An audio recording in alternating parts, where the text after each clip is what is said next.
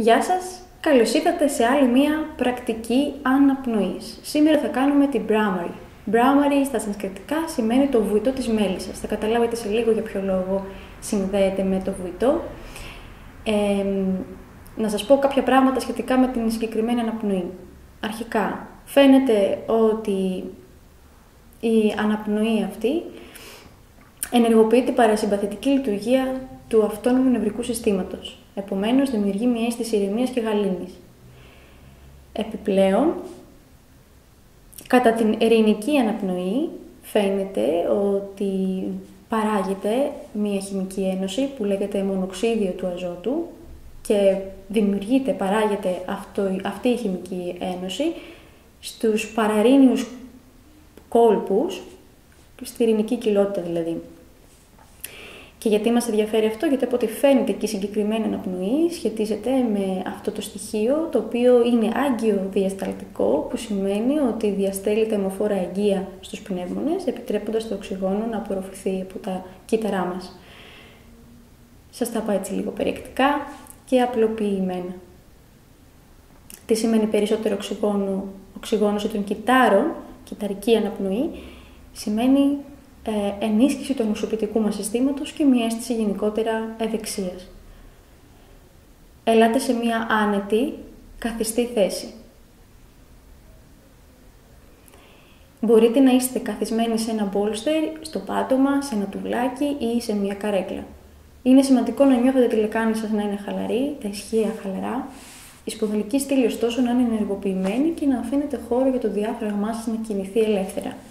Η ώμη είναι χαλαρωμένη, τα μάτια μπορούν να είναι απαλά κλειστά ή εστιασμένα σε ένα σημείο όπως εσείς αισθάνεστε άνετα. Ελάτε τώρα στην αναπνοή.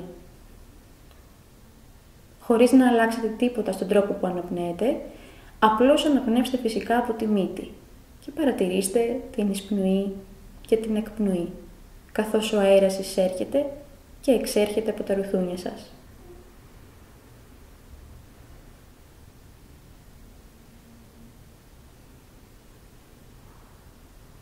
Χαλαρώστε το πρόσωπο και τους ώμους σας.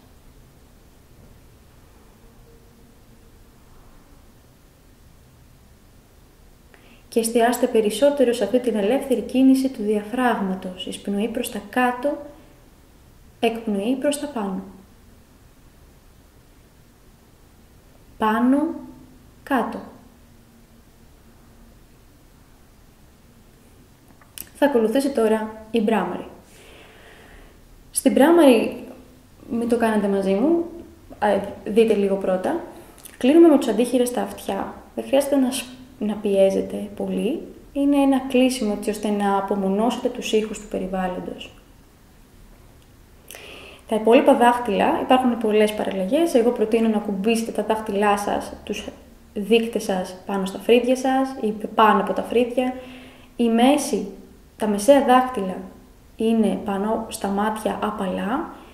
Η παράμεση είναι ακριβώς δίπλα από τη μύτη και τα μικρά δάχτυλα δεξιά και αριστερά από το στόμα.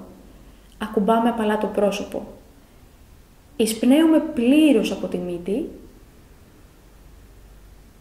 και κατά την εκπνοή με κλειστό το στόμα και αν θέλετε με την Kechari Mudra, φαίνοντας δηλαδή την άκρη της γλώσσας σας λίγο προς τον ουρανίσκο. Δεν χρειάζεται να καταπιείτε τη γλώσσα σας προφανώς, απλώς φαίνεται λίγο τη γλώσσα προς τα πάνω. Εκπνέετε από τη μύτη κανονικά και βγάζετε ένα ήχο σαν να κάνουμε όσο διαρκεί η εκπνοή σας, τόσο διαρκεί και ο ήχος. Και επαναλαμβάνουμε έτσι, ας πούμε, 8 με 10 επαναλήψεις. Πάμε να κάνουμε μαζί. Κλείστε τα αυτιά σας απαλά. Εισπνοή από τη μύτη.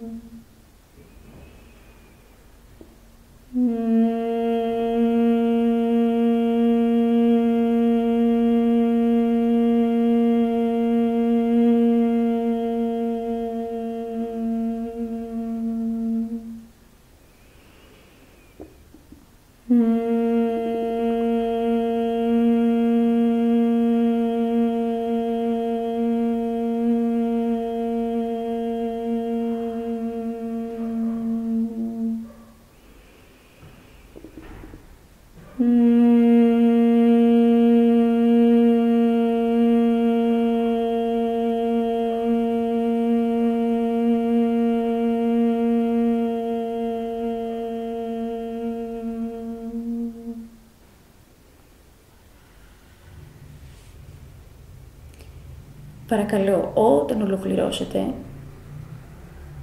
χαλαρώνετε τα πάντα.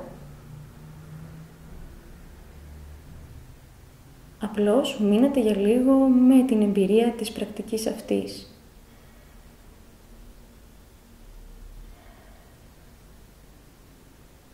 Διαπιστώστε ίσως την αίσθηση που έχουν οι ήχοι του περιβάλλοντος.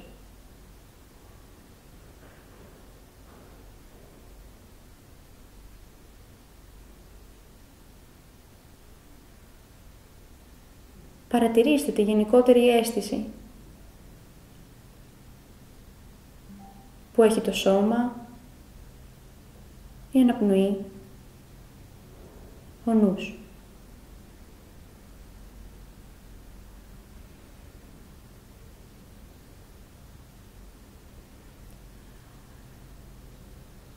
Σιγά σιγά εξωτερικεύστε την επίγνωσή σας. Η πρακτική της Bhramari ολοκληρώθηκε. Σας ευχαριστώ πολύ που με παρακολουθήσατε. Ελπίζω να σας φανεί βοηθητική. Αφήστε στα comment αν θέλετε την προσωπική σας εμπειρία, πώς σας φάνηκε ή αν θα θέλετε περισσότερες πρακτικές αναπνοών. Ευχαριστώ πολύ. Χαριόμ, Τατσάτ.